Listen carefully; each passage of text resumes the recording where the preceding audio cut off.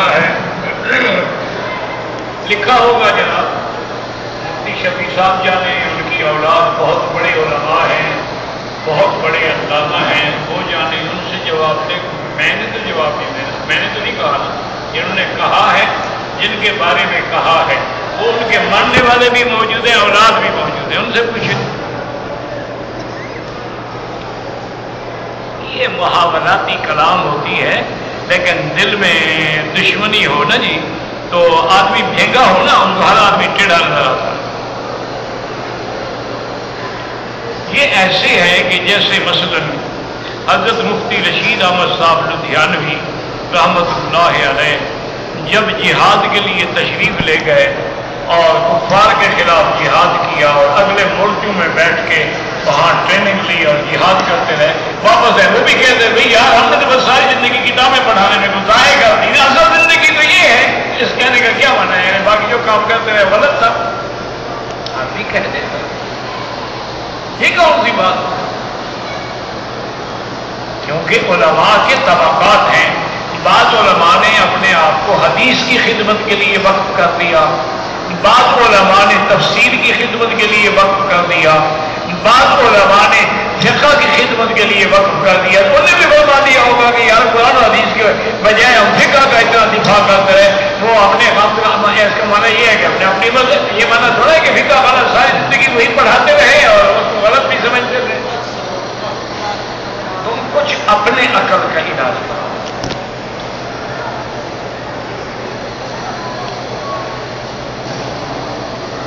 مولانا علامہ انور کشمیری فرماتے ہیں کہ مجھے رفع الیدین کرنے والے زیادہ ان کے استاد نے رفع الیدین نہ کرنے پہ کتاب لکھی ہے۔ تیری بات مان لو، ان کے استاد کی بات مان لو۔ اور ان جھگڑوں میں 1400 سال گزر گئے، خدا کے لیے حضور کی امت کو معاف کر دو۔ رفع الیدین فرض ہے، واجب ہے، سنت موقدہ ہے، اور ایک قولی حدیث بھی موجود ہے، تو مہربانی کر کے وہ لکھ دیں، ایک حدیث سے لکھ دیں۔ کیوں لوگوں کو لڑاتے ہو؟ کرتے ہیں الحمدللہ، نہیں کرتے الحمدللہ۔ یہ اعلیٰ اولیٰ کے مسئلے ہیں، نہ کفر اسلام کی جنگ ہے، نہ فرض سنت کی جنگ ہے۔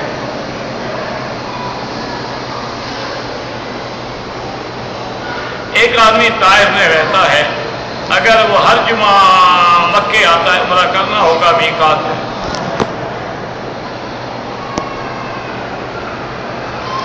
طواف اپنے لیے کریں، اس کے لیے اللہ سے دعا مانگیں۔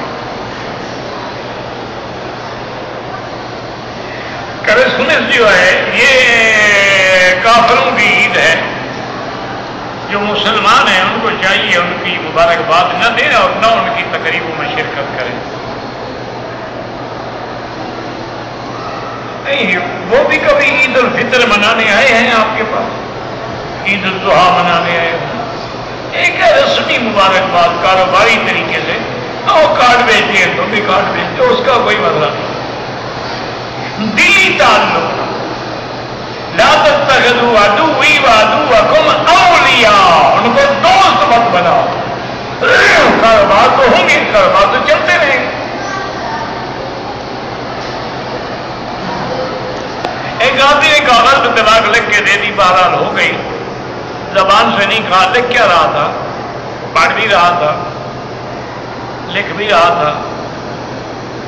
بہرصورت بہتر یہ ہے کہ دارالفتاء سے جا کے فتویٰ لے لیں، کیونکہ اصل یہ کام مفتی کے ہوتے ہیں اور حلال حرام کے مسئلے ہیں اور بڑے نازک ہوتے ہیں۔ اگر حج میں سال دل حجہ کو مکے آیا، گاڑی پاؤں ٹوٹ گیا، واپس جانا پڑا، حج نہیں کر سکا، دم دینا پڑے گا۔ کوئی عذر ہو جائے، بیماری روک دے، کوئی روک دے، آپ کو عمرہ بھی کرنا ہوگا اور دم بھی دینی ہوگی، اور آئندہ سال اللہ توفیق دے حج بھی کرنا ہوگا۔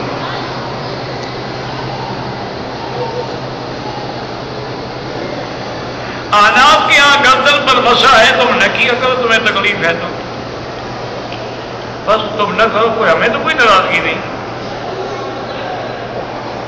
وہ تو ایک علمی بات ہے کہ بھی کیا یہ گردن جو ہے ٹھوڑی کا حصہ ہے یا نہیں ہے. اور دوسرا آناب کہتے ہیں، قرآن کہتے ہیں دل اغلال فی آناقہم، کافروں کے گردن میں توق ڈالے جائیں گے تو نشے کی برکت سے اللہ بچا لیں گے. نہ کرو، کوئی ضروری نہیں، کوئی کفر اسلام کی جنگ نہیں، اعلیٰ اولا کی بات ہے.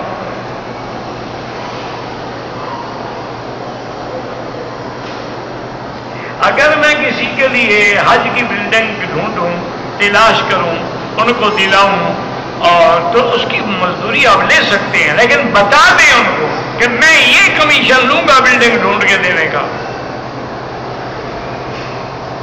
یہ سارے جتنے ہی کار والے بیٹھے ہیں بورڈ لگا کے بروکر ہیں کہ بلڈنگیں بیچتے ہیں، کرائے پہ دیتے ہیں، چڑھواتے ہیں، وہ نہیں لیتے مزدوری، اللہ واسطے کام کرتے ہیں. حضور پاک کے مسواک کا طریقہ شمائل ترمذی میں لکھا ہوا ہے، پڑھ لیں. سسر اپنی بہو کو ڈانٹ کے یا مار کے سمجھا سکتا ہے؟ نہیں سمجھا سکتا ہے، زبان سے سمجھائے، ہدایت کرے.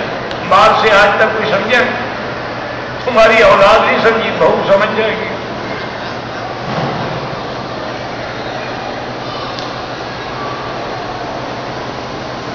یہ دعا ہے بیماریوں کے لیے، اللہ رب الناس بالباس اشف انت الشافی لا شفاء الا شفاؤک شفاؤک لا یغادر سقما. صحیح حدیث میں دعا ہے، بیماروں کے لیے پڑھا کریں اور دعا بھی کریں کہ اللہ ہر بیمار کو شفا عطا فرمائے. میرے بھی ایک دوست ہیں یونس بھائی، ان کی بیٹی کو تکلیف ہے، اللہ شفا عطا فرمائے. ہندوستان میں جھینگا مچھلی بہت ہے، بہرحال بعض علماء اس کو مکروہ کہتے ہیں، لیکن علماء بنگلہ دیش سے تحقیق کی گئی تو کہتے ہیں کہ مچھلی کی قسمیں حلال ہیں. جھگڑا یہ ہے کہ کیا وہ مچھلی کی قسمیں یا کیڑا ہے. اگر مچھلی کی قسمیں تو حلال ہے. نہیں، اگر 1 منٹ کے لیے آپ جھینگا نہ کھائیں تو فوت ہو جائیں. ایک اختلاف ہے تو چھوڑ دو، بس کیا ضرورت ہے. باقی مچھلی کھا لیا کرو. لوگ تو آپ اس کے انڈے بھی کھاتے ہیں، اور وہ بوڑھوں کے لیے تو بڑی فائدہ مند چیز ہے اس کے جو انڈے ہیں.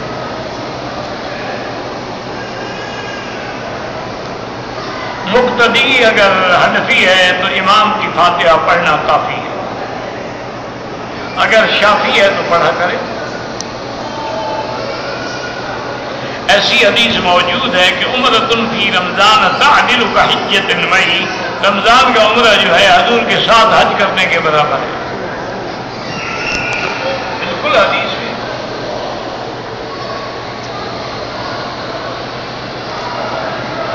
انا للہ و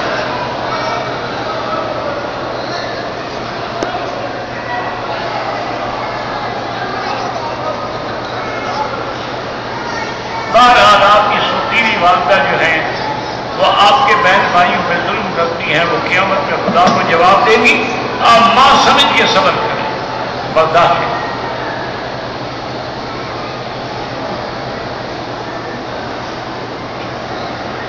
وطروں میں جو دعائے قنوت ہے وہ رکوع میں جانے سے پہلے پڑھنا بھی حدیث میں موجود ہے اور بعد میں بھی موجود ہے. یہ بھی کوئی لڑائی کا مسئلہ نہیں، جو تمہارا دل کرے کر دیا، کوئی جھگڑا نہیں.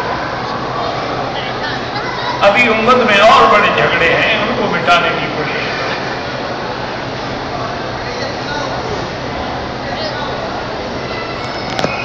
کوئی کافر یا مشرک جو ہے وہ اگر مسلمانوں کو افطار کے لیے کھانا بھیج دے، یقین ہو کہ کھانا حلال ہے تو کھا سکتے ہیں. حضور پاک نے کئی دفعہ مشرکوں کو کھانا کھلایا، وہ بھی دعوت کرتے تھے، بلاتے تھے حضور کو. لیکن احتیاط کیا کرو، آج کا مشرک جو ہے صرف مشرک نہیں، یہ پلید بھی ہے، گندا بھی ہے. اس سے بچا کریں. یہ مسلمانوں کے کھانوں میں حرام چیزیں ملا دیتے ہیں.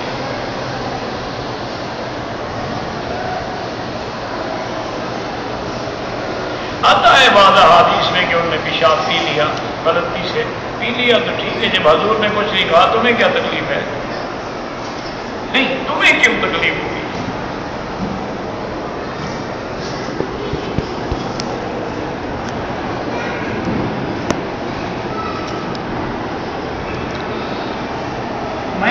ارادے کا نام حج تمتع کرنا چاہتا ہوں، اگر آپ حرم میں کام کرتے ہیں تمتع نہیں کر سکتے، آپ کو شوق ہے تمتع کرنے کا تو مدینہ جا کے اسی نیت سے پہلے عمرہ کریں تمتع کا، اور پھر حج کا احرام بھی مدینے سے باندھ کے آئیں، یا عمرے کا باندھ کے عمرہ کر کے پھر یہاں رہ جائیں، پھر یہاں سے حج کا احرام باندھ کے پھر تمتع ہو جائے گا، ورنہ مکے والوں کے لیے تمتع نہیں ہوتا۔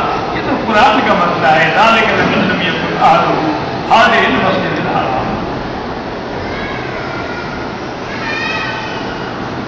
جرابوں پر یہ باریک جرابیں ہیں، ان پہ مسا نہیں ہوتا، تمام ائمہ اربعہ کے نزدیک نہیں ہوتا، اور ہمارے اہل حدیث کے فتاوی جو ہے ان میں بھی یہی لکھا ہے کہ باریک جرابوں پہ مسا جائز نہیں ہوتا، اردو نہیں ہوتا۔ فتاوی ستاریہ ہے، فتاوی غفاریہ ہے، فتاوی اہل حدیث ہے، نذیر حسین دہلوی، سب کا فتاوی دیکھ کر لکھا ہے کہ جو باریک جرابیں ان پہ مسا جائے